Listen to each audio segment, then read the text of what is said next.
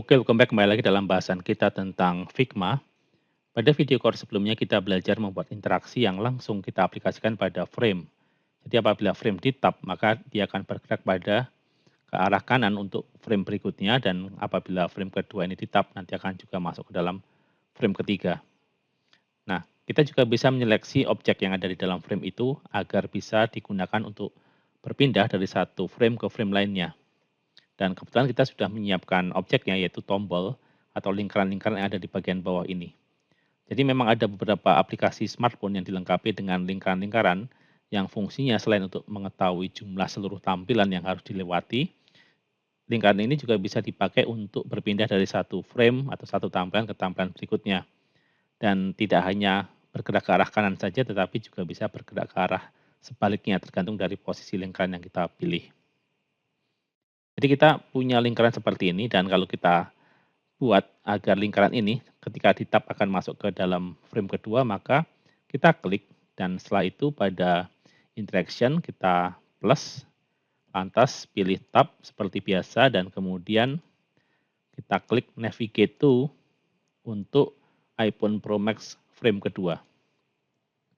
Jadi arahnya seperti ini, kita buat apabila lingkaran ini di tab, maka nanti akan masuk ke frame kedua. Kemudian kita masuk ke dalam frame kedua, kita klik pada lingkaran pertama ini. Apabila lingkaran pertama ini di tab, maka akan masuk ke halaman sebelumnya, yaitu pada frame 1. Jadi ini bergerak ke arah kiri. Maka kita klik, dan setelah itu plus pada interactions, kita pilih tab, dan kemudian kita pilih navigate to, lantas kita pilih frame pertama, jadi iPhone 11 Pro Max yang pertama. Nanti kalau user memilih lingkaran yang ketiga, maka kita buat agar bisa menggerakkan ke frame ketiga. Kita plus, kemudian tab, lantas navigate to, dan kemudian pilih iPhone 11 Pro Max 3. Nah, kemudian Anda lihat di sini ada alurnya. Jadi lingkaran kedua mengarahkan ke frame kedua, lingkaran pertama mengarahkan ke frame pertama, lingkaran ketiga mengarahkan ke frame ketiga. Terakhir, kita akan mengklik pada lingkaran-lingkaran pada frame ketiga ini. Jadi kalau kita klik seperti ini, lingkaran pertama, maka akan masuk ke dalam frame kedua. Maka kita pilih interaction, tab, pilih navigate to, dan kemudian pilih frame kedua. Oh, ini frame pertama harusnya. Jadi pilih frame pertama, dan yang kedua ini, lingkaran yang kedua, kita pilih tab, navigate to, dan kemudian klik pada frame kedua.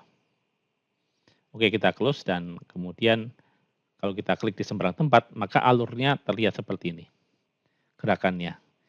Dan itu khusus untuk lingkaran.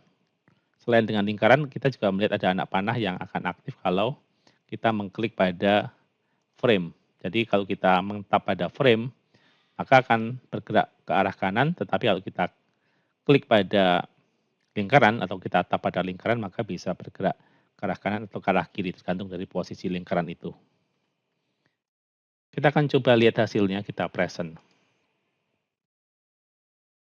Kita akan tunggu bagaimana tampilannya, dan di sini kita lihat ada tampilannya. Ini adalah halaman pertama, coba kita tap pada lingkaran kedua yang ada di tengah. Ternyata masuk ke dalam frame kedua. Kita tap pada lingkaran pertama, ternyata masuk ke dalam frame pertama. Kita tap lagi, tap yang ketiga, masuk ke dalam frame ketiga. Kita tap lingkaran pertama, masuk pertama, kedua, ketiga, kedua lagi, dan seterusnya. Kita sudah membuat bagaimana lingkaran ini berfungsi untuk berpindah dari satu frame ke frame lainnya. Nanti kita akan coba belajar bagaimana caranya menganimasikan tampilan ini ketika berpindah dari satu frame ke frame berikutnya.